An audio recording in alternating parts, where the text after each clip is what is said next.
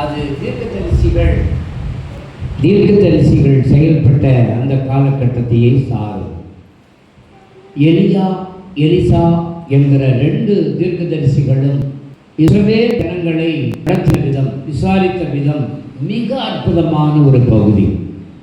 அந்த எலியா எலிசாவுடைய நாட்களிலே மகத்துவமான காரியங்களை எல்லாம் கர்த்தர் செய்தார். நம்முடைய வாழ்க்கையும் கூட அப்படித்தான். நம்முடைய அழைப்பை நாம் உறுதிப்படுத்திக் கொள்ளும் பொழுது, நம்முடைய அழைப்பிலே நாம் உறுதியாக நிற்கும் பொழுது, கர்த்தர் மகத்துவங்களை நம்முடைய வாழ்க்கையில செய்ய ஆரம்பிக்கிறார். ஒரு அழியா சொல்லுவோமா? கரங்களை தட்டி ஆண்டவருக்கு நன்றி சொல்லுவோமா?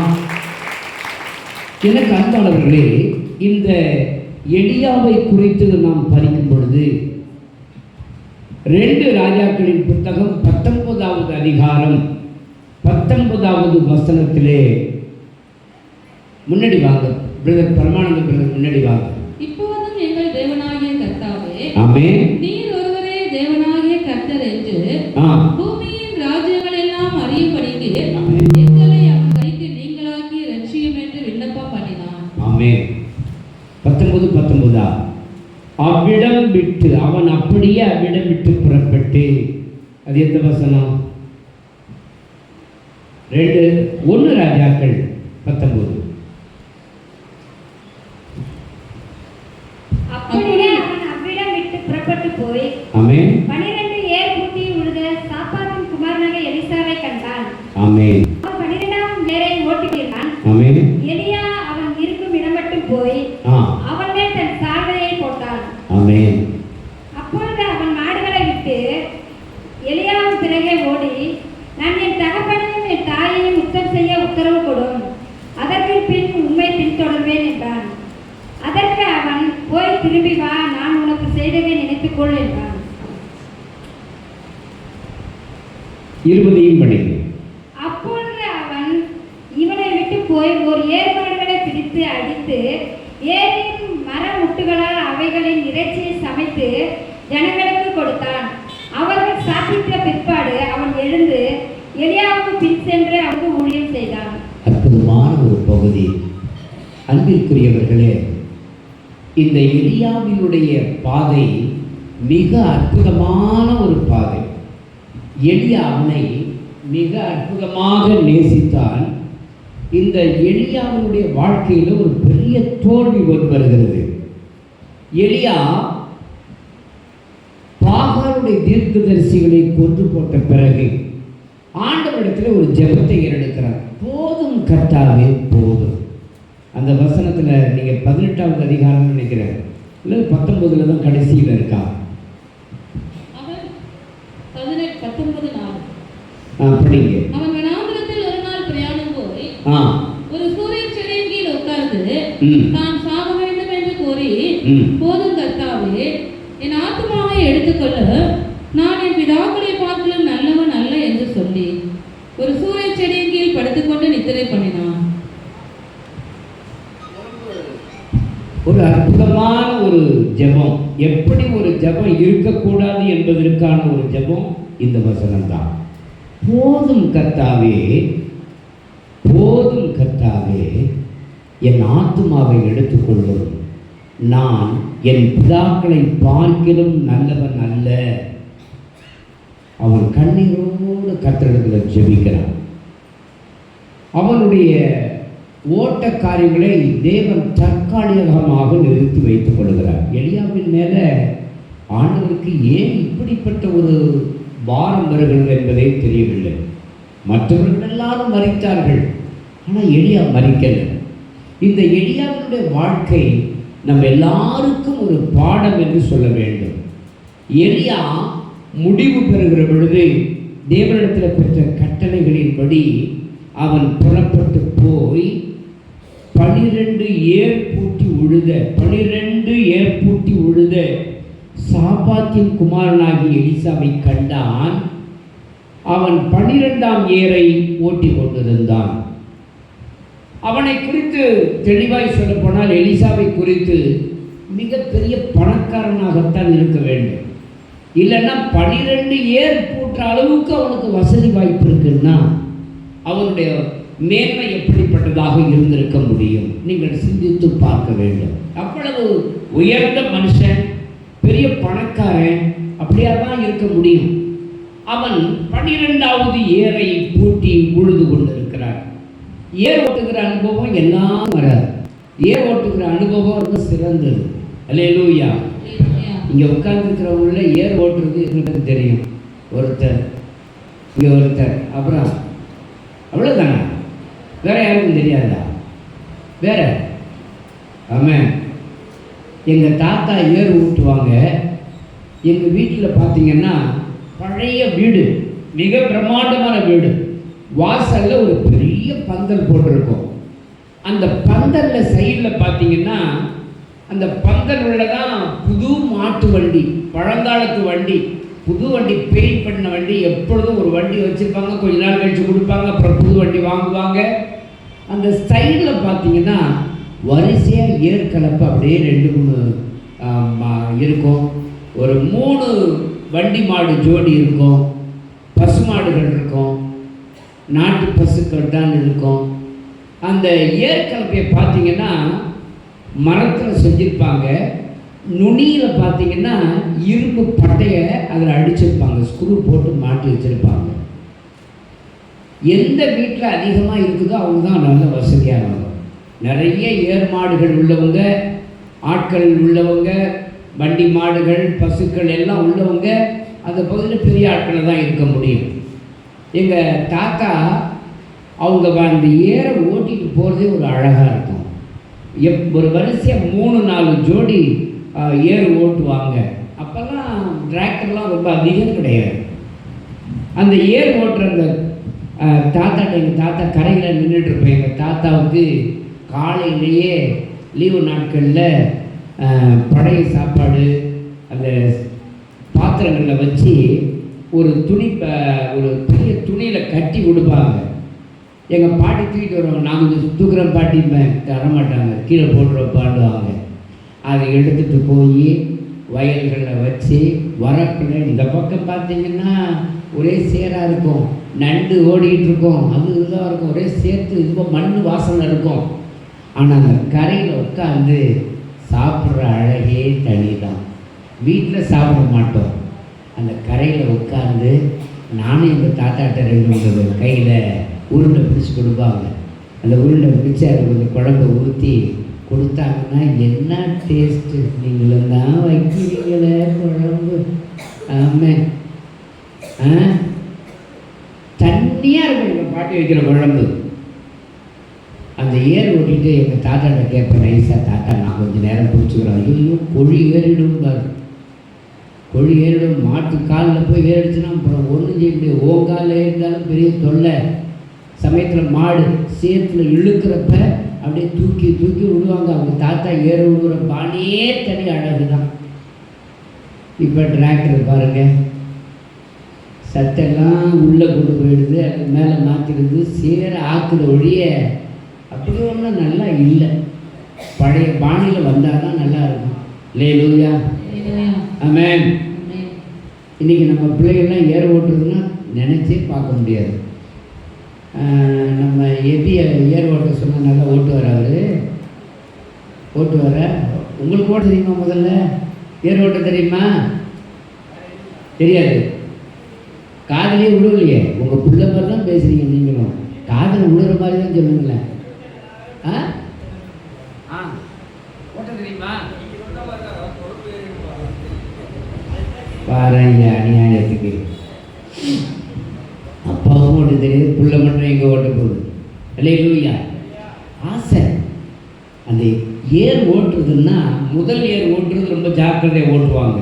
அவங்க தான் முன்னேர் ஓட்டுவாங்க. நடுவில் ஓட்டுறவங்க ரொம்ப ஜாக்கிரதையாக ஓட்டணும்.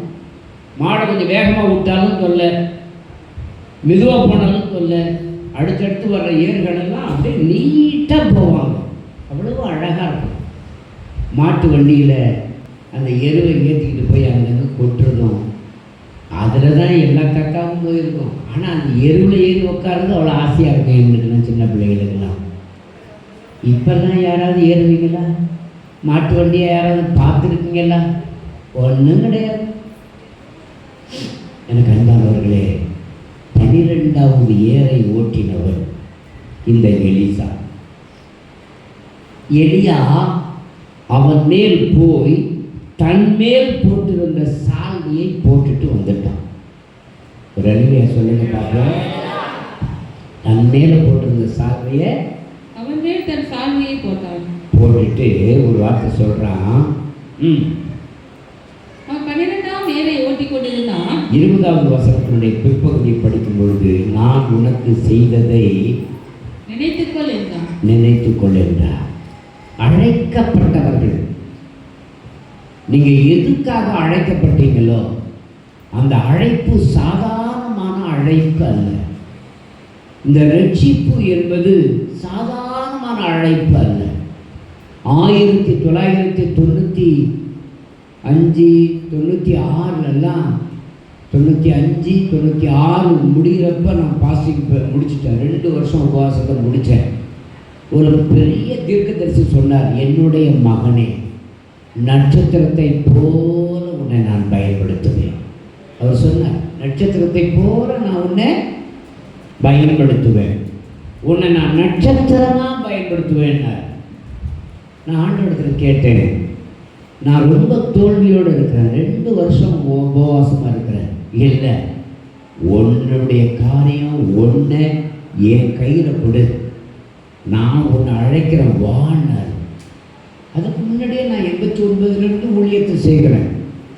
ஆனால் 96 என்னுடைய ஊழியத்திலேயே ஒரு மாற்றத்தை ஆண்டவர் கொடுத்தார்.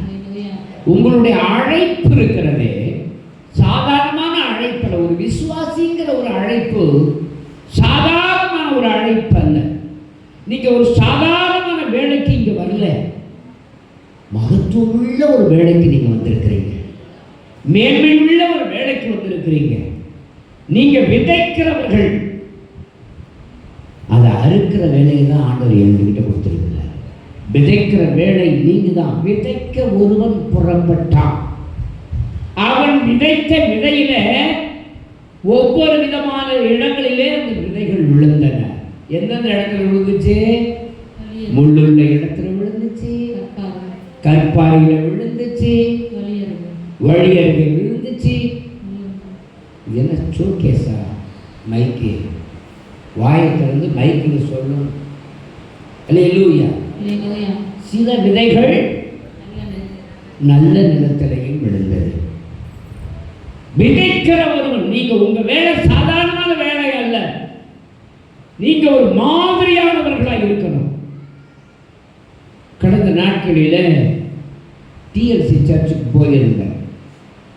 அங்கே நம்முடைய இந்த சீர்காழி கூட்டத்துக்கு அடுத்த கூட்டம் செப்டம்பர் 5, 6, 7 அதுவும் நம்ம வழியாக தான் நடக்குது. 3 நாள் நற்செய்தி கூட்டம் மயிலாடுதுறையில் வச்சிருக்கிறோம். அதுக்கு பல தடைகள். ஆனால் அந்த தடைகள் எல்லாம் உடைச்சிட்டு நம்ம கையில் வந்து தடை இருக்குமா? என்றைக்குமே அது விடுறதே கிடையாது. உள்ளே பூந்து வேலை செய்து அதுவும் சக்ஸஸ் பண்ணிட்டோம். அங்கே போயிட்டு இருக்கும்பொழுது தான் அப்போ ஒரு தேவனுடைய மனுஷியை பார்த்தேன். அந்த அம்மா சொன்னாங்க, மயிலாடுதுறையில் இன்னைக்கு இவ்வளவு பெரிய இடத்த வாங்கி போட்டிருக்கிறது காரணமே நற்செய்தி விதைக்கக்கூடிய இடம். நீங்கள் இந்த இடம் உங்களுக்கு கொடுக்கணும்னு நாங்களாம் ஜெபம் பண்ணணும்னு சொன்னாங்க. டிஎல்சி சார்ஜுன்னு சொல்கிறாங்க. நாங்கள் ஜெபித்தோம் இந்த இடத்துல நற்செய்தி கூட்டங்களை போடணும்னு சொல்லிட்டு. இங்கே உருவான அந்த பழைய காலங்கள் எல்லாம் நான் சிந்திக்கிறேன்னாங்க. என்ன காரியம்னு கேட்கும்பொழுது அவங்க சொன்னாங்க, இதே இடத்துல தான் ஒரு வெளிநாட்டு பாதிரியார் கொண்டு வந்து ஒரு இடைப்பட்ட ஒரு மாம்பழத்தை உருவாக்குறாங்க. அதுதான் பாதிரி மாம்பழம். அந்த மாம்பழம் இன்னைக்கு உலகம் முழுவதும் பேர் பெற்றதாக இருக்குது. பாதிரி மாம்பழம் அழுகாது. என்ன செய்யும்? நாளுக்கு நாள் சுருங்கும். சுருங்க சுருங்க அதனுடைய டேஸ்ட் உலக பிரசித்தி பெற்றதாக இருக்கும். தாமஸ் அதை சாப்பிட்டாருன்னு தெரியல. அதை சாப்பிட்டாருன்னு விட மாட்டார். சாதாரண பழத்தையும் விடல அவர். பூங்கிறாரு, என்னையா இதோ ஒரு 1/2 பழம் சாப்பிட்டா அதை வச்சா அப்படி ஓடுறது. எனக்கு அன்பானவர்களே, பலவீனம் நம்முடைய சரீரத்தில் வரும்பொழுது தாங்கிறது இல்லை. என்னம்மா சொல்கிறீங்க விஜயம்மா?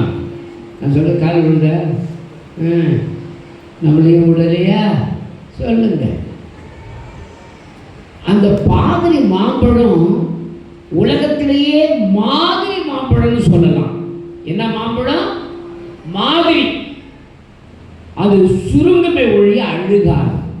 ஒரு ரட்சிக்கப்பட்டவருடைய வாழ்க்கையில அழைப்பு என்பது சாகர வரைக்கும் உண்டு. ஒரு மனுஷனும் ஒன்றும் செய்ய முடியாது. சொல்லுங்க பாருங்க.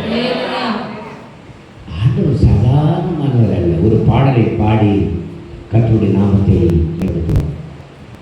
துதிக்கும் கணத்திற்கும் பாத்திரரே, தூயவரே, எந்தன் துணையாளரே, துதிக்கும் மகிமைக்கும் பாத்திரரே, மகிமையே எந்தன் மனவாளரே.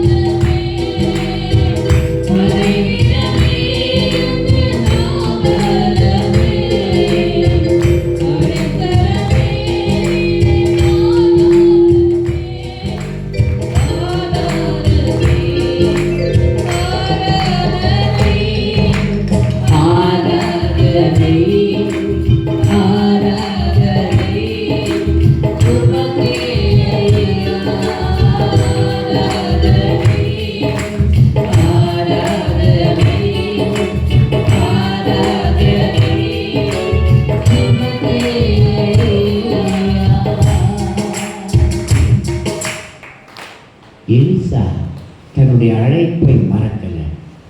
உங்களுடைய அழைப்பு உங்களால் மறக்கப்படும் பொழுது திசை கட்டு போய்விடுகிறீர்கள். வானத்தில் பார்த்தீங்கன்னா இத்தனை அட்சரேகையின் கோடுகளுக்கு மத்தியில் அல்லது இந்த திசையில் இவ்வளவு நாட்டிக்கல் மைல் தூரம் இப்படி போகணும்னு சொல்லிட்டு கப்பலுக்கு வகுக்கிறார்கள், ஃப்ளைட்டுக்கு வகுக்கிறார்கள். வானவெளியில் எந்த திசையை வச்சு, எந்த மரத்தை வச்சு, எந்த ஞாபக சக்தியை வச்சு நம்ம ஃப்ளைட் ஓட்ட முடியும்? தேவன் கொடுத்த ஞானம் இல்லை என்றால் ஃப்ளைட் ஓட்ட முடியாது. கொஞ்சம் மாறினாலும் அது திசை மாறி எங்கோ ஒரு விதத்தில் அழிந்து போய்விடக்கூடும். ஆனால் நம்முடைய வாழ்க்கையில் அப்படித்தான். நம்முடைய அழைப்பை நாம் விடும் பொழுது, நான் தெரிந்து கொள்ளப்பட்ட என்ன காரியத்திற்காக நான் தெரிந்து கொள்ளப்பட்டேன் என்பதை விட்டுவிடும் பொழுது பல சமயத்தில் நம்முடைய வாழ்க்கை தோல்வியை சந்திக்கிறது. ஒரு கணவன் மனைவி உறவில் தோல்வியை சந்திக்கிறோம், பிள்ளைகள் வளர்ப்பில் தோல்விகளை சந்திக்கிறோம். ஆனால் இந்த தோல்வி எல்லாம் வரும் பொழுது ஆண்டவருடைய சமூகத்தில் நாம் ஒப்பு கொடுக்கணும். ஆண்டவரே, என்னுடைய அழைப்பை நான் எந்த இடத்துல விட்டேன் என்பதை உணர செய்து உங்களுடைய பாதையிலே நடத்தும். இந்த எலிசாவை தெரிந்து கொண்ட பிறகு ஆண்டவரே சொல்றார், ஆபேல், அதாவது என்ன ஊர்க்காரன் தெரியுமா? ஆபேல் மெகோலா ஊர்க்காரன், சாப்பாத்தின் குமாரன். எலிசாவை உன் ஸ்தானத்தில் அபிஷேகம் பண்ணு. என்னுடைய அழைப்பு அப்படித்தான். தேவனால் அழைக்கப்பட்டவன் என்பதை, அழைக்கப்பட்டவன் எந்த திக்கில் போனாலும் ஆண்டவர் விட மாட்டார், திரும்ப திரும்ப கொண்டு வந்து சேர்த்துருவார்.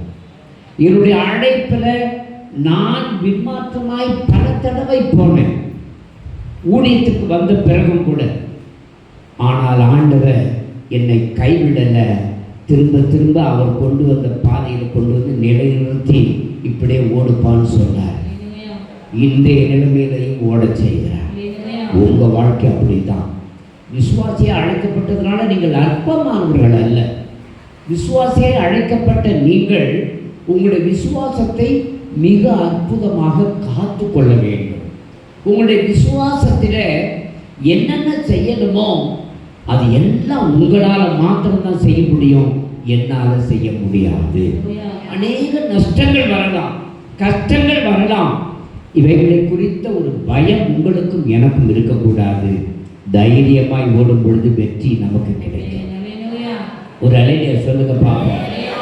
அழைக்கப்பட்டவன் 12வது ஏற்பூட்டினவன் அந்த அழைப்பை மறக்கவே இல்லை. ஆனால் அவனுக்குள் இருந்த ஒரு எண்ணம் ரொம்ப நாளாகவே அந்த அழைப்பின் தன்மை நமக்கு புரியும்.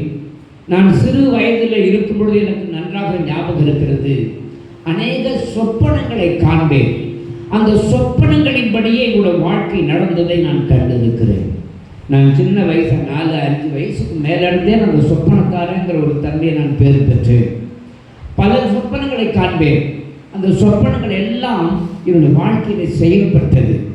ரட்சிக்கப்பட்ட பிறகு அதன் பிறகு அது உறுதிப்பட்டது. கர்த்தர் என்னை முன்னறிந்தார் என்பதை குறித்து. அல்லேலூயா.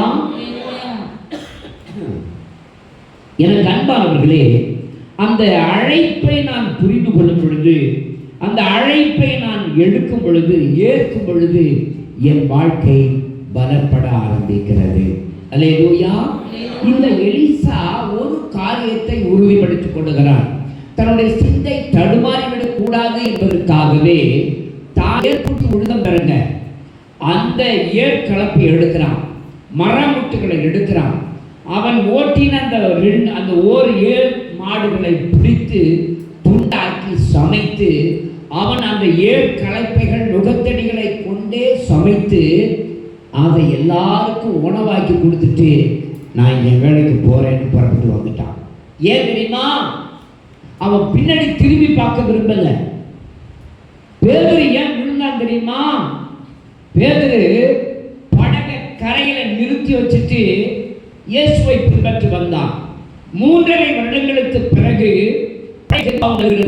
தான் நிறுத்தி அந்த போட்டை எடுத்துட்டு போய் கரையிலிருந்து தள்ளி அதே போட்டில் தன்னுடைய பின்மாற்ற வாழ்க்கை துவக்குகிறார்.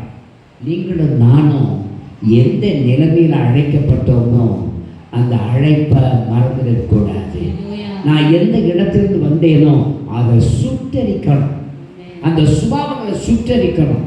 கடந்த நாட்களிலே ஒருவரை சந்தித்தேன். நம்முடைய சகோதரர் பரமானந்தம் அவருடைய இல்லத்தில் சந்திக்கும் பொழுது ஒரு மனுஷனை என்ன திட்ட முடியுமோ அவ்வளோ திட்ட. அது சகோதரர் வீட்டுக்கு வந்து திட்டினார்.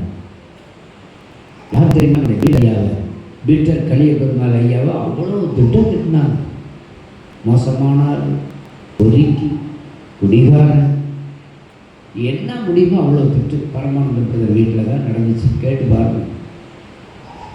இவ்வளவு திட்டிட்டு அப்படியே சொன்னாரு, அப்படிப்பட்டவர் இன்னைக்கு குழந்தைய மாறியிருக்காரியா, ஏசாமி மாத்திக்காரியா. ஆமே குடிச்சிட்டு அவர் பண்ற ராவடித்தனம் இருக்க, அவங்க அம்மாவை அடிச்சு குளத்துலலாம் தூக்கி போட்டுருவாங்க. இவரை தூக்கி எப்போ போடுறதுன்னு எனக்கு தெரியல.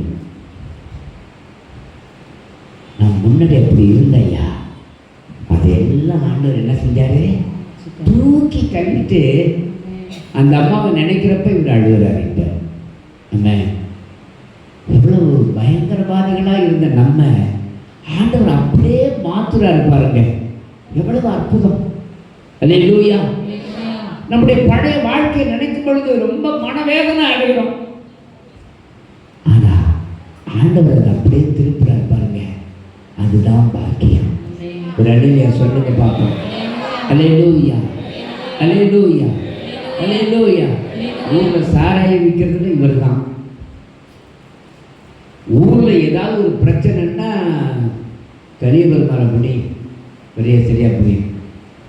போலீஸ் ஸ்டேஷன் போகாத நாளே கிடையாது. அப்படிதானே தம்பி?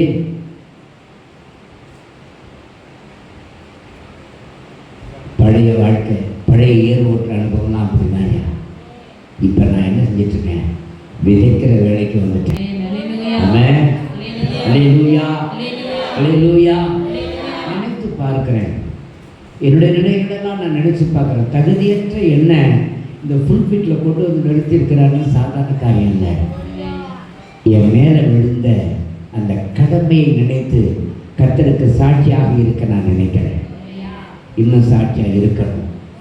என்னுடைய பழைய சுபாவங்களை எல்லாம் சிலுவையில் அரைஞ்சிட்டேன். பரிசுத்த பவுல் சொல்கிறேன், என்ன எனக்குள்ளான பழைய சுபாவங்களை நான் சிலுவையில் அரைஞ்சிட்டேன். இனி நான் அல்ல, கிறிஸ்துவே என்னில் ஜீவிக்கிறார். கிறிஸ்து என்னில் ஜீவிக்கிறார். எவ்வளவு அற்புதம். ஒரு மனுஷனை தேவன் சந்திக்கும் பொழுது அவன் தலைவெழுத்தே மாறுது. இந்திய தேசத்தில் அரசாளுகிற நம்முடைய பிரதமரால் யாராவது ஒரு ஆளை மாற்ற முடியுமா? முடியாது. தமிழக முதல்வரால் முடியுமா? முடியாது. கலெக்டரால் முடியுமா? அதிகாரிகளால் முடியுமா? முடியாது. அவருடைய மனதையே திருப்பக்கூடிய ஒரு தேவன் ஒருவர் இருக்கிறார். அவர் வரும்போது தான் மாற்றம். ஒரு அழிலே சொல்லுங்க பார்ப்போம். அவர் வந்துட்டாருன்னா மாற்றம், அவர் வந்துட்டாருன்னா அற்புதம், அவர் வந்துட்டாருன்னா ஆச்சரியம், அவர் வந்துட்டாருன்னா அந்த குடும்பத்தில் மகிழ்ச்சி. ஒரு அழிலியா சொல்லுவோமா? அல்லேலூயா, அல்லேலூயா, அல்லேலூயா. அவன் என்ன பண்றான், அந்த அழைப்பை புரிஞ்சுக்கிட்டு ஆபேல் மகேலா ஊரனாகிய அந்த எலிசா சாப்பாத்தின் குமாரனான எலிசா. சாப்பாத்துனா நியாயாதிபதி, அவர் நியாயம் தீர்ப்பார் அப்படின்னு பல பெயர்கள் உண்டு. அந்த சாப்பாத்துடைய குமாரனாகிய எலிசா. இந்த எலிசா பண்டமெண்டலா ஒரு ஸ்ட்ராங் ஆசீர்வாதத்தை போட்டான். என்ன ஆசீர்வாதத்தை போட்டான்? இதுக்கு பிறகு இந்த ஏர் ஓட்டுற வேலை எனக்கு கிடையாது. ஏர் ஓட்டுனா என் வீடு எரியும், அடுப்பு எரியும். ஏர் ஓட்டுனா என் குடும்ப ஆசீர்வாதமாக இருக்கும். ஏர் ஓட்டினால் என்னுடைய வாழ்க்கை சிறக்கும். அதே சமயத்தில் இயேசுவுக்காக நின்னா உலகமே என்னை மேன்மை பாராட்டும். ஒரு அல்லேலூயா சொல்லுங்க பார்ப்போம். அப்படிப்பட்ட எலிசா தேவனை உறுதியாக தொடர்கிறவனாக இருந்தான். 2 ராஜாக்களின் புத்தகத்தில் 2வது அதிகாரம் 1வது வசனத்தில் நாம் படிக்கும் பொழுது எலியா எலிசாவோடு கூட கில்காலிலிருந்து புறப்பட்டு போனான் அப்படின்னு சொல்றோம்.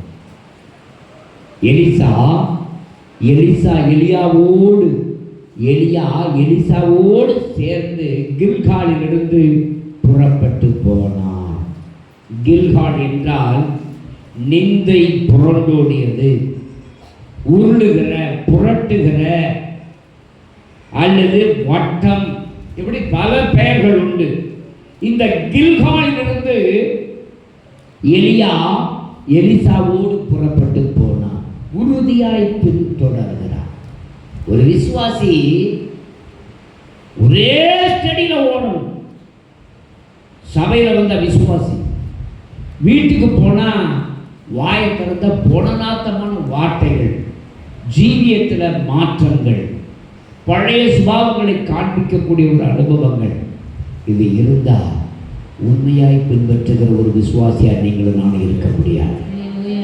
எவ்வளவு கஷ்டம் வந்தாலும், எவ்வளவு நஷ்டம் வந்தாலும், என் நிந்தை உருண்டோடி விட்டது, என் பாவம் தண்ணீரை அடக்கப்பட்டு விட்டது, இனி நான் கிறிஸ்து. ஒரு அழிலியா சொல்லுங்க பார்ப்போம், ஒரு அழிலியா சொல்லுங்க பார்ப்போம். ஹல்லேலூயா. புதிய சிருஷ்டி, புதிய சிருஷ்டி, புதிய சிருஷ்டி.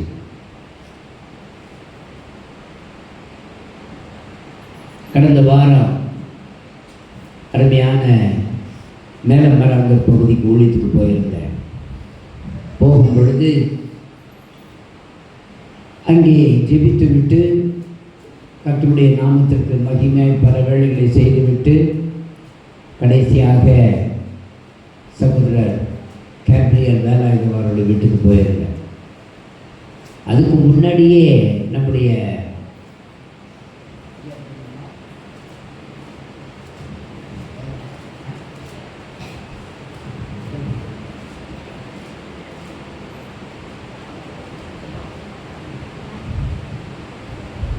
ஃபஸ்ட்டு நான் வரும்பொழுதே பாண்டியராஜ் ஐயா வீட்டுக்கு தான் வந்தேன்.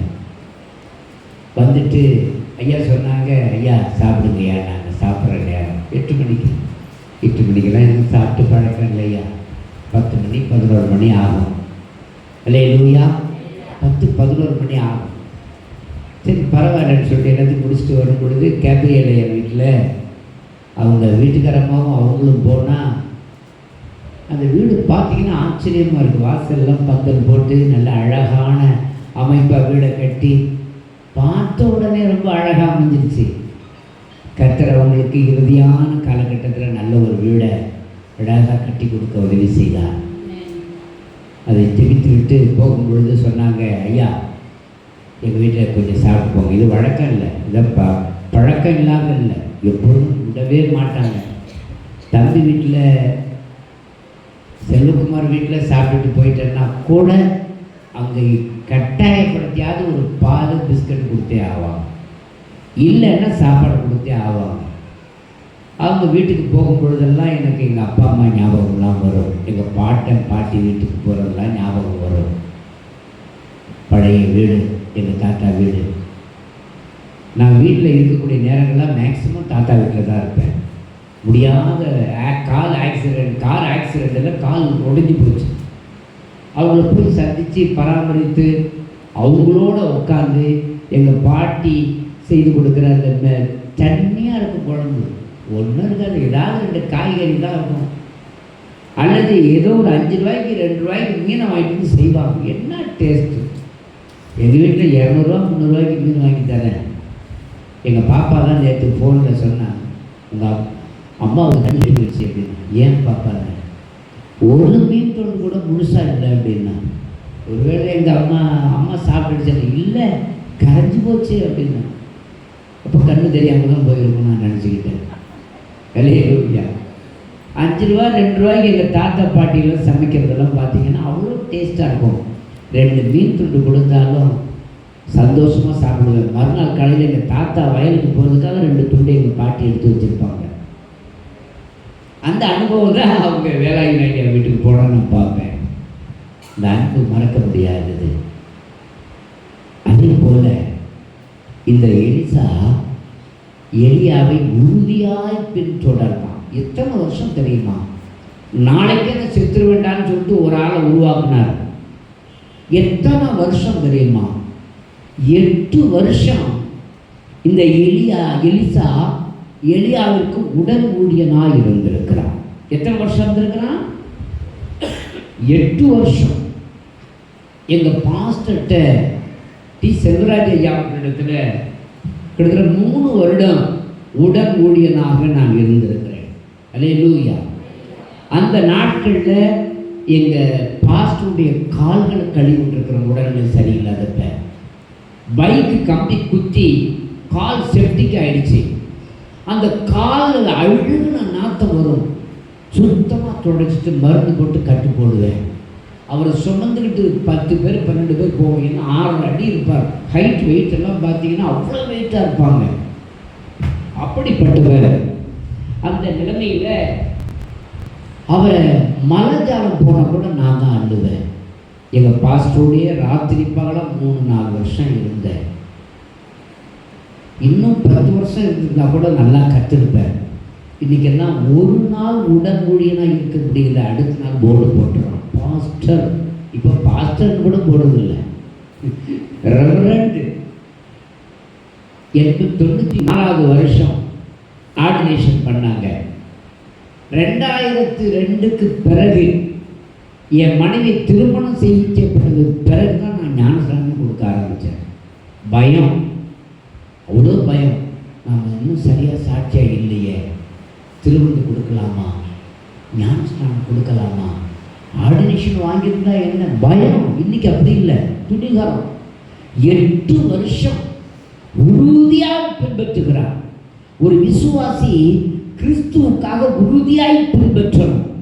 உயிரே போனாலும் சரி என் ஏசப்பாவுக்காக தான் அப்படின்ற ஒரு அனுபவம் நம்முடைய வாழ்க்கையில் வரணும். அல்லேலூயா, அல்லேலூயா. இயேசுவுக்காக வாழ்ந்தவர்கள் வீணானதாக சரித்திரமே இல்லை. யாராவது சொல்ல முடியுமா? யாரும் வீணா போக முடியாது. ஆமென். எனக்கு எது கிடைக்குதோ அதை சிறப்பாக பயன்படுத்துவேன். நாங்கள் கல்யாணத்துக்கு பிறகு 2 உடன் ஊழியர்களை வைத்திருந்தோம். ஒரு 4-5 வருஷம் வச்சுருந்தோம். அந்த நாட்களில் வர்ற காணிக்கைகள் எல்லாம் அந்த மண்டபம் அவங்க ஆராதனை நடத்துகிற இடத்துக்கு வாடகையும் அவர்களுக்கு ஒரு 2500 ரூபா. அப்போல்லாம் 2500 ரூபா ஒரு ஊழியக்காரனுக்கு கிடைக்கிறது ரொம்ப அதிக காசு. எங்களுக்கு பார்த்தீங்கன்னா 2 ஊழியக்காரர்களுக்கும் கொடுத்துட்டு அப்புறம் 3 ஊழியக்காரங்க வந்தாங்க. 3 பேருக்கும் கொடுத்துட்டு உண்டியலில் போய் பார்த்தோம்னா 1 பைசா இருக்காது. சந்தோஷமாக நானும் என் மனைவியும் ஜெபிச்சுட்டு வீட்டுக்கு வருவோம். அப்படித்தான் எங்களுடைய ஓட்டம் ஓடுனுச்சு. இன்னைக்கு லட்சக்கணக்கான கோடிக்கணக்கான ரூபாய்களை கையாளக்கூடிய அளவுக்கு தகுதியை கர்த்தர் கொடுக்குறாருன்னா நம்முடைய ஓட்டம் உறுதியான ஓட்டம், பண ஓட்டமாக இருக்கக்கூடாது. ஒரு விசுவாசி பணத்துக்காக ஓடக்கூடாது, பொருளுக்காக ஓடக்கூடாது. இன்றைக்கெல்லாம் பார்த்தீங்கன்னா ஒரு ஊழியக்காரன் 10 ஸ்தாபனத்தில் உதவி வாங்கிட்டு இருக்கிறாங்க. அது நான் குறைவும் தான் சொல்லுவேன். ஒரு ஸ்தாபனத்தில் உண்மையாக இருக்கிறவனை தான் கர்த்தர் ஆசீர்வதிப்பார். 10 ஸ்தாபனத்திலிருந்து பொருள் வரும்.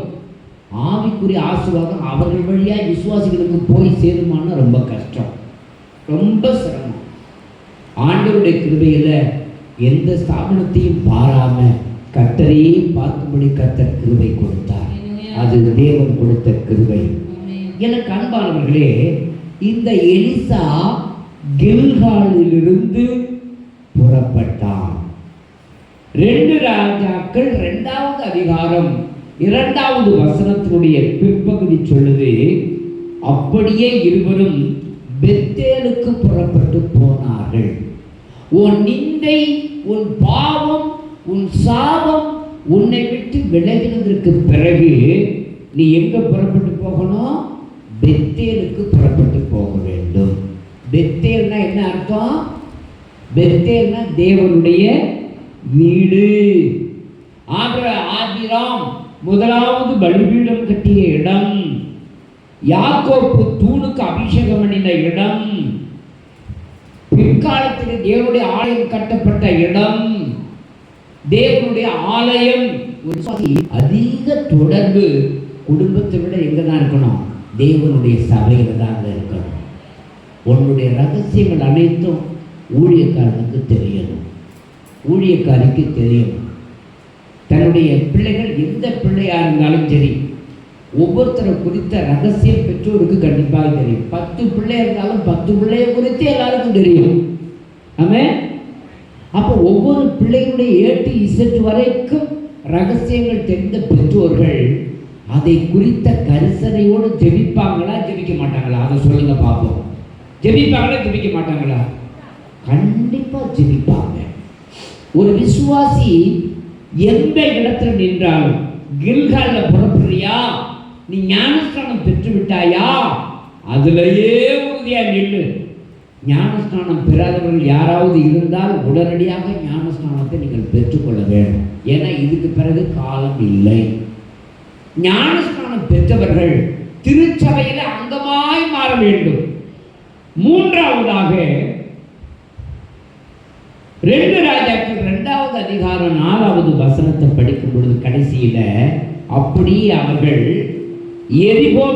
எரிகோவிற்கு வந்தார்கள். எங்க வர்றாங்க? எரிகோ. எரிகோன்னா என்ன அர்த்தம்? பேரிந்து பட்டணம், நறுமண, அதாவது சாபத்தின் நகரம் அப்படின்னு பேர். ஞானஸ்நானம் பெற்றவர்கள், சபையில் ஐக்கியப்பட்டவர்கள் உலகத்துல தான் நம்ம போயாகணும். உலகத்துல போகும் பொழுது உலகத்தினுடைய பாலிய இச்சைகள் நம்மை சந்திக்கும். உலகத்தினுடைய சாபங்கள் நம்மை சந்திக்கும். திரும்பவும் இந்த கலியபெருமாள் ஐயாவை குடி சந்திச்சிருக்குமா என்னன்னு தெரியல. திரும்ப குடிச்சிங்களா ஐயா அது பிறகு? ஆனா குடிக்கிற இடத்துல தான் நீங்க சந்திக்கிறீங்க இல்லையா? குடிக்கிற இடம், விற்கிற இடம், அந்த இடத்து வழியா தான் நீங்க வரீங்க போறீங்க. ஆனா அதுவும் நம்மளை என்ன செய்யாது? சேதப்படுத்தாதபடிக்கு நீங்க உறுதியாய் கர்த்தருடைய வசனத்தில் பின்பற்றவர்கள். எந்த விசுவாசியா இருந்தாலும் நீங்கள் உறுதியோடு கர்த்தரை பின்பற்றுகிற பொழுது கர்த்தர் நிச்சயமாகவே உங்களை ஆசீர்வதிப்பார். 4வதாக, அப்படியே அவர்கள் 2:7 வாசிக்கிற பொழுது இருவரும் யோர்தான் கரையிலே நின்றார்கள். யோர்தான் என்பது எங்கிருந்து உற்பத்தி ஆகிறது? எர்மோன் என்கிற ஊற்றிலிருந்து உருவாகிறது. எர்மோன் என்றால் பரிசுத்தம் என்று அர்த்தம். கடைசியா நீங்க எங்க தான் நிற்கணும்? எர்மோன்ல தான் நிற்கணும். யோர்தான் நதியாக நீங்கள் இறங்கக்கூடிய இடத்துக்கு தான் வர வேண்டும். அப்படி யோர்தான் நதியாக நீங்கள் புறப்பட்டு வரக்கூடிய இடங்களிலே நீங்கள் வரும் பொழுது, யோர்தான்னா அதுக்கு மறுபெயர் இயேசுன்னு கூட சொல்லலாம். இயேசு கிறிஸ்துவுக்குள் திரும்பவும் புதுப்பிக்கப்படக்கூடிய அனுபவம், பரிசுத்த ஆவியானவருடைய அபிஷேகத்தில் நிலைத்து நிற்கக்கூடிய இடம் உங்க வாழ்க்கையா இருக்கும் பொழுது உங்களை ஒருவரும் ஒன்றும் செய்ய முடியாது. ஒரு விசுவாசி இக்காரியத்துல உறுதித்தன்மையோட நடக்கும் பொழுது அவங்கள ஒரு நபர் கூட அசைக்க கூட மாட்டாங்க. ஒரு அல்லேலூயா சொல்லுங்க பார்ப்போம். ஹல்லேலூயா, ஹல்லேலூயா, ஹல்லேலூயா, ஹல்லேலூயா. ஒரு பாடலை பாடி கர்த்தருடைய நாமத்திற்கு மகிமையாக கடந்து செல்வோம். துன்பமா துயரமா?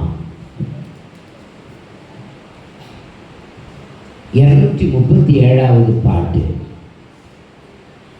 எல்லாரும் பாடணும்.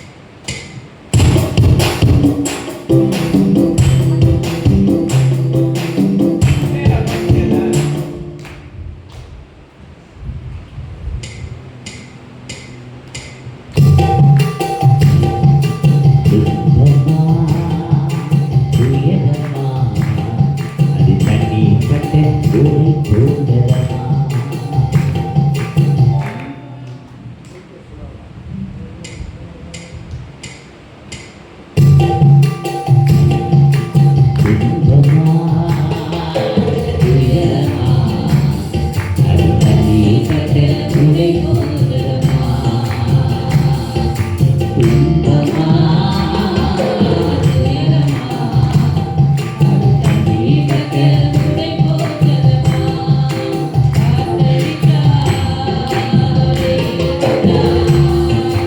காய்ந்து போய்விடும் கலங்காதே காத்தடித்தா வேதனா காய்ந்து போய்விடும் கலங்காதே இன்பமா துயரமா அது தண்ணீர்க்க உடை போகிறதமா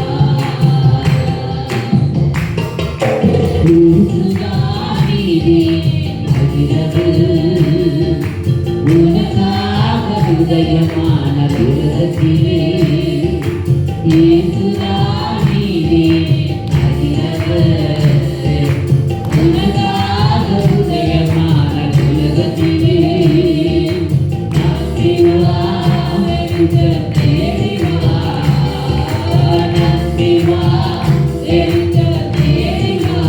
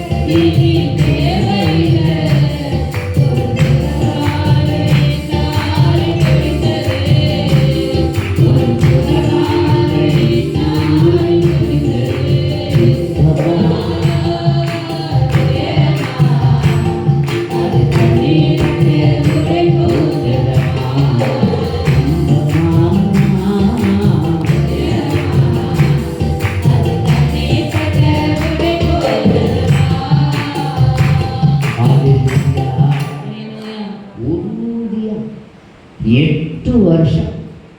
ஒரு வசனம் சொல்லுது, எலிசா எலியாவின் கால்களுக்கு தண்ணீர் ஊற்றியவன். அர்த்தம் என்ன தெரியுமா?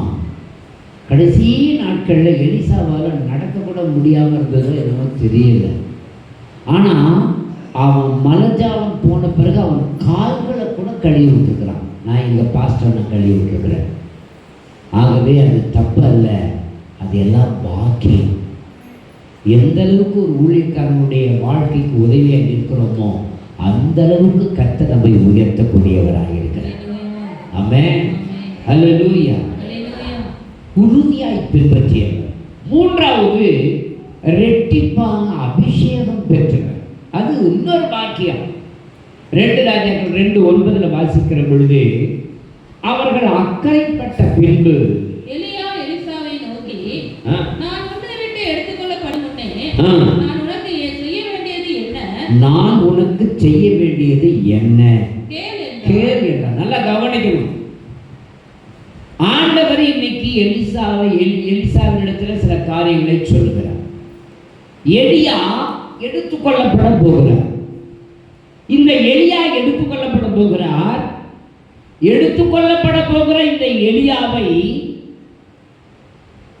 அவன் உள் மன ஆழத்தில் ஒரு சில காரியங்கள் குத்தப்படுகிறது. தன்னுடைய சிஷ்ய பிள்ளையாக இருந்த எலிசாவை பார்த்து சொல்கிறான், நான் உனக்கு என்ன செய்யணும் சொல். நீங்களும் நானுமா இருந்தால் என்னென்ன காரியங்கள் கேட்டுப்போம்? என்ன காரியங்களும் கேட்டுப்போம் சொல்லுங்க. என்ன காரியத்தை கேட்டுக்கலாம்? ஐயா தாமஸ், நீங்கள் என்ன கேட்டுருப்பீங்க? என்ன ஆண்டவர் எடுத்துக்க போகிறார்? ஐயா நல்லா இங்கே கவனிங்க.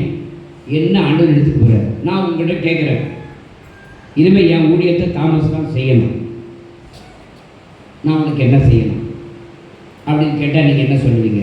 சொல்லுங்கள், வெளிப்படையாக சொல்லுங்கள். இந்த ஊழியத்தை நான் செய்யணும்.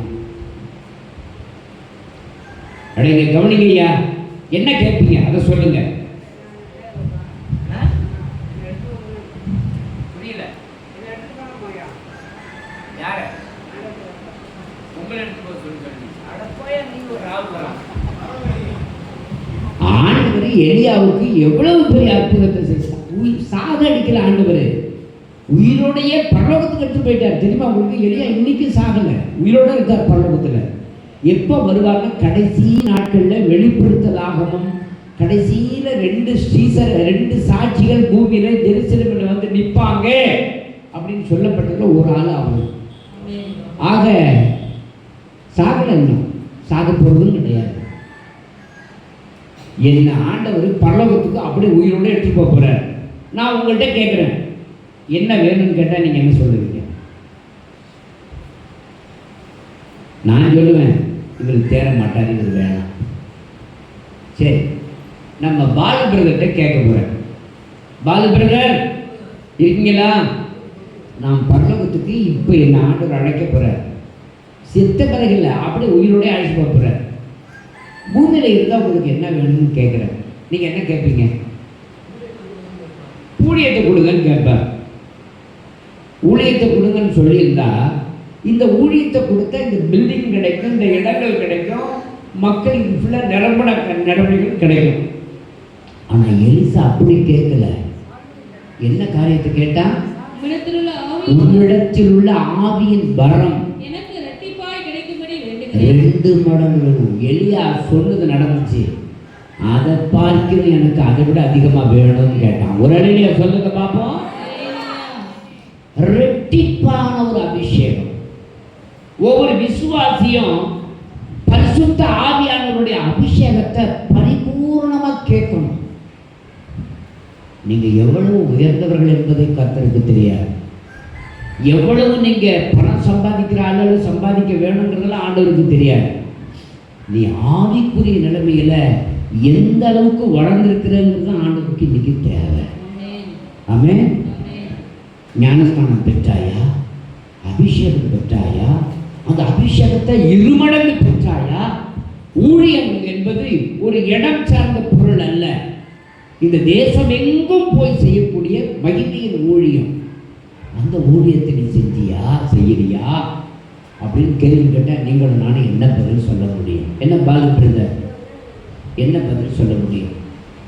உம்மிடத்தில் இருக்கிற ஆவியின் அபிஷேகம் எனக்கு 2 மடங்கு வேணும்.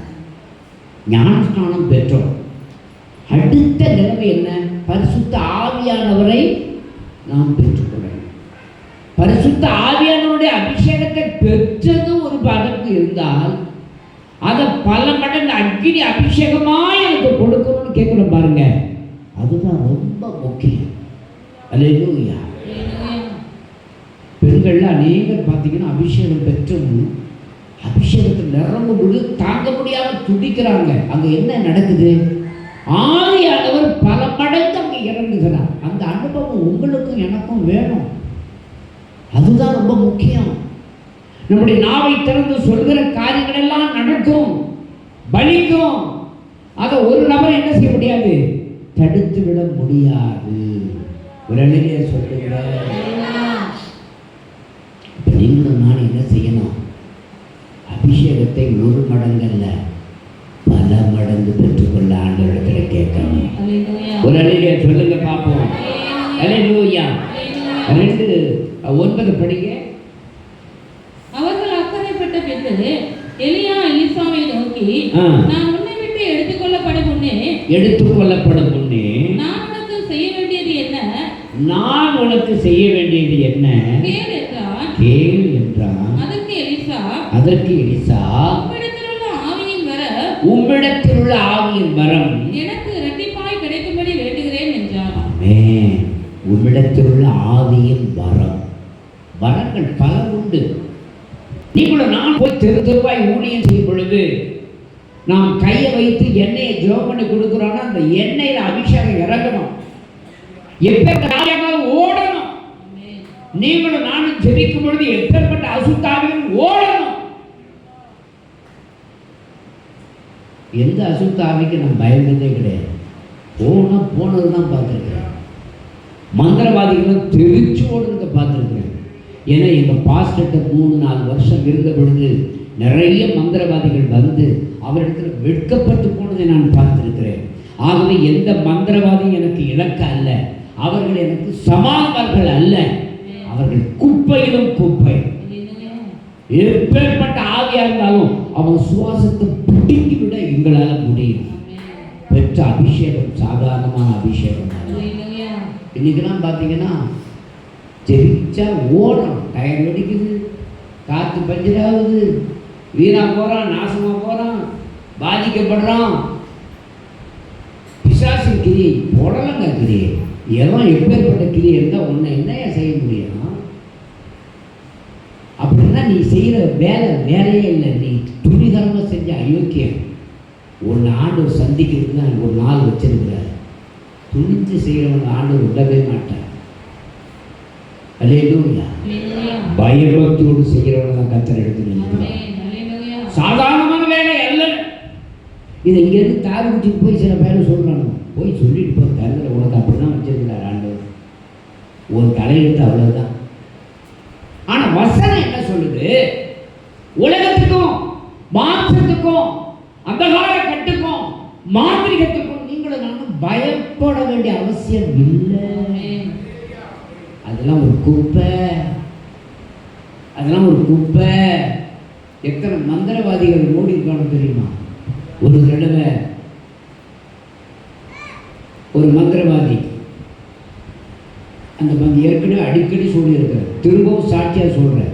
என்னுடைய தகப்பனார் போஸ்ட் மாஸ்டராக இருக்கும் பொழுது, கம்ப்ளைண்ட்ஸ் இன்ஸ்பெக்டராக இருக்கும் பொழுது, ஒரு திருப்பங்கூரில் போஸ்ட் ஆஃபீஸ் போஸ்ட் மாஸ்டர் ஒரு பிராமின், அவர் அங்கேருந்து ஒரு கம்ப்ளைண்ட் பண்ணிவிட்டு இங்கே கொடுக்குறார், நீங்கள் என்னை உடனடியாக பணி மாறுதல் பண்ணணும்னு இங்கே வேலை செய்ய எனக்கு விருப்பம் இல்லை. ஏன்னா அந்த போஸ்ட் ஆஃபீஸ் இருக்கக்கூடிய இடம் சந்திரகாசு படையாச்சிங்கிற ஒரு மந்திரவாதியுடைய வீடு. அவன் வாடகை சரியாக கொடுக்கலன்னு சொல்லிட்டு ஃபுல்லாக வைக்கிற கொண்டு நிரப்பிட்டு போஸ்ட் ஆஃபீஸே நடத்தக்கூடாதுன்ட்டான். இது விசாரிக்கிறதுக்கு எங்கள் அப்பா தான் போகிறார். உள்ளே போய் கேட்குறார், என்னையா ஏன் இப்படி பண்ணுறீங்க? அப்போ எங்கள் அப்பா அபிஷேகம் பெற்றவர், கர்த்தருடைய வல்லமை பெற்றவர்.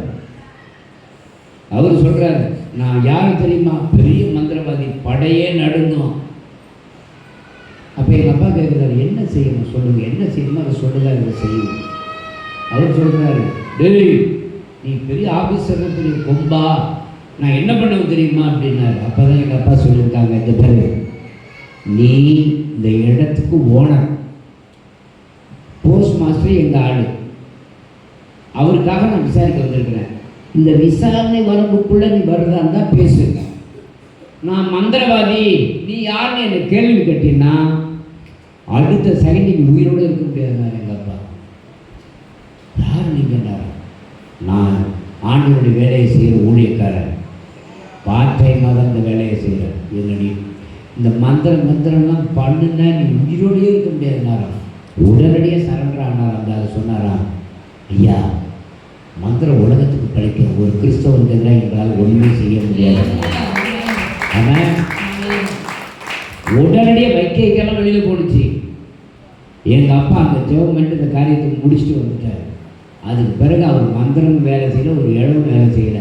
ரட்சிக்கப்பட்ட நீ மந்திரவாதி வீட்டில் போய் கால் வச்சுன்னா அவன் மந்திரம் ஓடி போயிட்டியா? நீ எங்க போய் அங்கெல்லாம் அசுத்த ஆகி என்ன செய்ய முடியாது, உன்னை தொடரவே முடியாது. ஏன்னா நீ வலிமை பெற்ற தேவனுடைய தாசன். ஆமென். இரட்டிப்பான அபிஷேகம் பெற்றவன். நான்காவது, இயற்கைக்கு மேலான வல்லமை பெற்றவன். யாருக்குமே பயப்படாத ஒரு ஆள். ஒரு விசுவாசி பயப்படக்கூடாது, எந்த காரியத்துக்கும் பயப்படக்கூடாது. பயப்படுறன்னா நீ நல்ல விசுவாசி இல்லைன்னு அர்த்தம். பயப்படவே கூடாது. வியாதி வந்துருச்சா பயப்படாத, ஆண்டவர்கிட்ட சொல்லு. உயிர் போடுச்சுன்னா போகட்டும், இருந்தாலும் இயேசுவோடு, இறந்தாலும் இயேசுவோட. நான் இருந்தால் நான் அதான் சொன்னேன், இந்த படியில் உட்காந்துட்டு ஹார்ட் அட்டாக் வந்தப்போ நான் சொன்னேன், அப்படியே உட்கார்ந்தேன். நான் ஆண்டவர்கிட்ட சொல்கிற மாதிரியே சொன்னேன், நடந்த சம்பவம் அதான். இப்படியே உட்காந்துட்டு சொன்னேன், கடைசி படியில் உட்காந்துட்டு சொன்னேன், கொஞ்ச நாள் டைம் கொடுத்தீங்கன்னா இதே இடத்துல தான் நின்று நான் பேசினேன். இந்த கொஞ்ச நாள் டைம் கொடுத்தா இன்னும் வேலையை செய்வேன், இல்லைன்னா நான் சந்தோஷமாக இடத்துல வருவேன்னு சொன்னேன். ஒரு அணில சொல்லுங்க பார்ப்போம். எங்க போனதுன்னு தெரியல, ஹார்ட்டும் அட்டாக்கும் எல்லாம் ஒன்று கூட இன்னைய வரைக்கும் எனக்கு பின்பற்ற. சொல்ல வேண்டியவற்றை சொல்லியா, சொல்ல வேண்டியவரை பாரு. உனக்கு எதிரடையாய் வருகிறவைகளை இல்பொருள் அற்று போக செய்ய வேண்டாம். இயற்கைக்கு மேலான வல்லமை பெற்றவர். 2 ராஜாக்கள் 2வது அதிகாரம் 14-15 சொல்லுது. யோர்தான் நதிய மேலிருந்து விழுந்த எலியாவின் சால்வை கொண்டு ஒரே அடி அடிக்கலாம், அந்த நதி 2ஆ கிழிஞ்சு போகுது. ஆமென். யோர்தானே 2ஆ கிழிச்சவன் இந்த எலிசா. 2 ராஜாக்கள் 2வது அதிகாரம் 19-22 வசனம் வரைக்கும் படிச்சீங்கன்னா, எரிகோவின் தண்ணீரையும் நிலப்பாழையும் ஆரோக்கியமாக்கினான். 2 ராஜாக்கள் 3வது அதிகாரம் 11, 13, 14 ஏதோ பள்ளத்தாக்கை தண்ணீரினால் நிரப்பினான். ஒரே ராத்திரிக்குள்ள பசி பட்னியா சாக வேண்டிய படைகளை பாதுகாக்க தேசத்துக்கு தண்ணீரினால் நிரப்பினான். அவன் ஒரே ஒரு வார்த்தையை தான் சொன்னான். 2 ராஜாக்கள் 4 ஒரு படிச்சீங்கன்னா, வெறும் பாத்திரங்களை எண்ணெயினால் நிரப்பி கடனை அடக்கியபடி செய்தவன். 5வதாக 2 ராஜாக்கள் 4வது அதிகாரம் 8-17 வசனங்களையும் படிக்கும் பொழுது, சூனேம் ஊரால் அவளுக்கு ஒரு அழகான குழந்தையும் கர்த்தர் கொடுக்கும்படி செய்தார். ஒரு அழிய சொல்லுங்க பார்ப்போம். அதே பிள்ளை இறந்த பொழுது அந்த பிள்ளையை உயிரோடு எழுப்பும்படி கர்த்தர் செய்தார். 2 ராஜாக்கள் 4வது அதிகாரம் 38வது வசனத்தில் படிக்கும் பொழுது, 20 வார்கோதுமை அப்பங்களை எடுத்து 100 பேர் சாப்பிடுறதுக்கு ஏதுவாக அதை ஆசீர்வதித்து கொடுத்தார். ஒரு விசுவாசி, உங்ககிட்ட கொஞ்சமாக தான் வருவாய் வந்திருக்கேன்னு பயப்படாத, அதை அப்படியே ஆண்டவருடைய கருத்தில் கொடுத்து அது ஆண்டவருடைய நாமத்திற்கு மகிமையாக எடுத்து நீ பயன்படுத்து, பெருக செய்வார். முதல்ல அதை எடுத்து கர்த்தருக்கு கொடு. உன் வருவாயில எப்பேற்பட்ட சூழ்நிலையா இருந்தாலும் சரி, எந்த விசுவாசியா இருந்தாலும் சரி, எந்த ஊழியக்காரனா இருந்தாலும் சரி, கர்த்தராய் கொடுக்கறதுல முதலிடமா இருக்கும். நான் எனக்கு கிடைக்கிறதுல சரிபாதி ஊழியத்துக்கு தான் செய்கிறேன். இன்னும் சொல்ல போனால் அநேக ஊழியர்களை தாங்குகிறேன், அநேக ஊழியர்களுக்கு நான் உதவி செய்கிறேன். ஊழியர்கள் சபை இல்லாமல் இருந்தால் ஏன் இடத்த கூட நான் பார்க்கல, அவங்களுக்கு தான் நான் கட்டி கொடுக்குறேன். எனக்கு நான் முன்னாடி நிற்கிறதுனால உங்களிடத்துல தைரியமாக சொல்கிறேன். நீ யாராக இருந்தாலும் சரி, உன்னை விதிவிலக்காக வைக்கிற உனக்குரியதில் 10 ஒரு பகுதி நீ கர்த்தருக்கு கொடுத்து தான் தெரியும். அதுக்கு தான் அழைக்கப்பட்டிருக்கிற. அதை நீ செய்யலைன்னா ஆசீர்வாதத்தை பார்க்க முடியாது, நறுங்கி தான் போக. 2 ராஜாக்கள் 5வது அதிகாரம் 8, 9, 10, 20, 25 படிக்கும் பொழுது, நாகாமானுடைய குஷ்டத்தை கர்த்தர் நீக்கும்படி எலிசாவுக்கு உதவினார். ஒரே ஒரு வார்த்தையை தான் சொன்னான். நாகாமான் வந்திருக்கிறார், சீரியாவுடைய படை தளபதி வந்திருக்கிறார். எவன் வந்தா எனக்கு என்ன? எங்க இருக்கிறான்? வாசல்ல இருக்கிறான். அவனை போய் யோர்தான் நதியில 7 தடவை முழுவ சொல்லிட்டான். ஆண்டவர் சொன்னாரா? பைபிள்ல இருக்கா? இல்ல. இவன் சொன்னான். இவன் சொன்னதை தேவன் தன்னுடைய எழுத்தாய் மாற்றினான். நீ சொன்னதை தேவன் ஒரு எழுத்தாய் மாற்றணும்னா நீ தேவனுக்குள்ள சாட்சியாக ஊழியக்காரனுக்கு உண்மையாகுது. சும்மா 4 பேர் கண்டடிக்கிறான்னா அவனுக்காக நீ ஜாயிண்ட் போடாத. உன் ஊழியம் எது? நீ எங்க கட்டப்பட்டிருக்கிற இடத்துல சாட்சியா நில்லு. ஒன்னு ஆண்டவர் பயன்படுத்துவார். ஆமென். ஜாதியை பார்த்து ஆண்டவர் செய்யறதில்லை, ஜனத்தை பார்த்து ஆண்டவர் செய்யறதில்லை, பதவியை வச்சு செய்யறதில்லை. ஆண்டவருக்கு அர்ப்பணிக்கிறவர்களை கொண்டுதான் கர்த்தர் செய்கிறார். அந்த நாகாமானுடைய குஷ்டம் விடுதலையானது. ஆனா பணங்காசை பார்த்த கேயாசிக்கு அந்த குஷ்டம் போயிடுச்சு. அல்லேலூயா. 2 ராஜாக்கள் 6 படிச்சு பார்த்தீங்கன்னா, இரும்ப மிதக்க செய்தான். அது மாத்திரமல்ல, 2 ராஜாக்கள் 6, 1, 12, 17 நீங்க படிச்சு பார்த்தீங்கன்னா, எலிசாவினுடைய வேலைக்காரனுடைய கண்களை கர்த்தர் திறக்கும்படி செய்தார். 2 ராஜாக்கள் 6வது அதிகாரம் நினைக்கிறேன் 18 21 படிக்கும் பொழுது சீரியனுடைய இராணுவத்திற்கு கண் மயக்கத்தை உண்டாக்கி அவர்கள் மனம் திரும்பும்படி செய்தார். 2 ராஜாக்கள் 6:31 32 படிக்கும் பொழுதும் 7வது அதிகாரம் 1வது வசனத்தை படிக்கும் பொழுதும் சமாரியாவின் வாசல்களிலே மாபெரும் பஞ்சத்தை போக்கும்படி கர்த்தர் அவனை கொண்டு செய்தார். இது எல்லாம் செய்ததுக்கு அடிப்படை காரணம் என்ன தெரியுமா? இயற்கைக்கு மேலான அவன் பெற்றிருந்த வல்லமைகளை பயன்படுத்தினான். உனக்குள்ள ஜெபிக்கிற அனுபவம் இருந்துச்சுன்னா உன் ஜெபம் குறையக்கூடாது. உபவாசிக்கிற அனுபவம் இருந்தால் உபவாசம் குறையக்கூடாது. கொடுக்கிற அனுபவம் இருந்தால் கொடுப்பதை நிறுத்தவே கூடாது. அடுத்தவங்களை பராமரிக்கிற ஒரு அனுபவம் இருந்தா செய்யாம இருக்கவே கூடாது.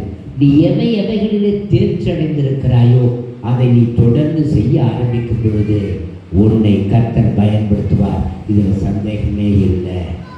கடைசியா இறுதி வரை வல்லமையானவன் என்பதை உறுதிப்படுத்தினான். இறந்த பிறகும் அதை உறுதிப்படுத்தினான்.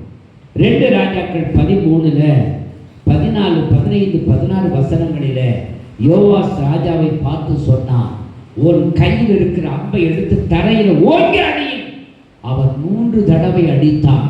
அப்பொழுது சொன்னான், நீ 3 தடவை மாத்திரம் உனக்கு எதிரியாக இருக்கிற சீரியாவை முறியடிப்பாய். 7 தடவை நீ அடித்திருந்தால் சீரியர்களுடைய தலையெழுத்து இந்த வட்டாரத்தில் எழுந்திருக்கவே எழுந்திருக்காது என்று சொன்னான். அவன் சொன்னபடியே கர்த்தர் செய்தார். கடைசியாக அவன் இறந்து போனான். இறந்து போய் அவனை அடக்கம் செய்து விட்டார்கள். அவனுடைய எலும்புகளிலே ஒன்று வெளியே கிடந்தது. அந்த சமயத்தில் அந்த தேசத்தில் ஒரு சண்டை வந்த பொழுது ஒரு பிரேதத்தை அடக்கம் பண்ணும்படி பிரேத கல்லறைக்கு கொண்டு செல்கிறார்கள். அந்த இடத்துல எதிரிகளுடைய படை வந்த உடனே அந்த பிரேதத்தை அப்படியே போட்டுவிட்டு ஓடுகிறார்கள். அந்த பிரேதம் விழுந்த இடம் எதுன்னா எலியாவுடைய கல்லறை. அங்கே விழுந்து கிடந்த ஒரு எலும்பை கண்டு அந்த எலும்பின் மேல் இந்த சரீரம் விழுந்த பொழுது எழும்பி நின்று செத்தவன் உயிரோடு எழும்பினான். இருந்தாலும் அவன் ஆசீர்வாதமானவன், இறந்தாலும் அவன் ஆசீர்வாதமானவன். நம்முடைய தேவன் அப்படிப்பட்ட ஆசீர்வாதங்களை உனக்கும் கொடுக்க விரும்புகிறார். எத்தனை பேர் பெற விரும்புறீங்க? நீங்க உறுதியா நிற்கணும், அபிஷேகத்தோட நிற்கணும், ஆசீர்வாதத்தோட நிற்கணும், கிருபையோட நிற்கணும், கிறிஸ்துவுக்காக நிற்கணும். கர்த்தர் உங்களை நிச்சயமாகவே ஆசீர்வதிப்பார். உலகம் படிடுவோம். உலகம் சொல்லணும், ஏப்பா எவ்வளவு பயங்கரவாதிப்பா, மோசமான ஆளுப்பா. அந்த பீட்டர் கலிய பெருமாள் என்கிற இளைய பெருமாள் என்கிற கலிய பெய்த பீட்டர் மோசமான ஆளா இருந்தது, குடிகாரன், கொடியவன். ஆனா இன்னைக்கு அப்படி இல்லையா? ஒரு குழந்தை மாதிரி இருக்கிறாயா? இதுதாயா இயேசு, இதுதாயா இயேசு. இயேசு ஒரு மனுஷனுக்குள்ள வரும் பொழுது அவன் மாற்றத்தை பார்க்கிறார்.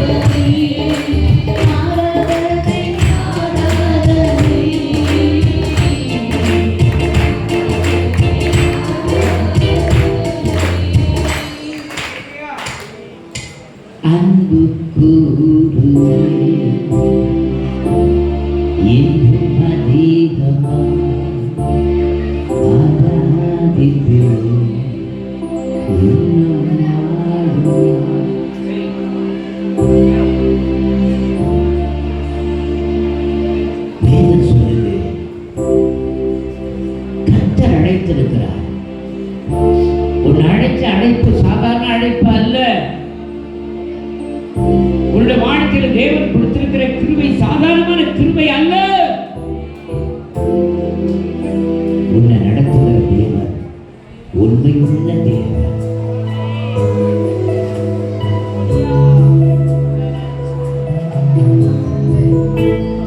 ஜெபிக்கிறேன்.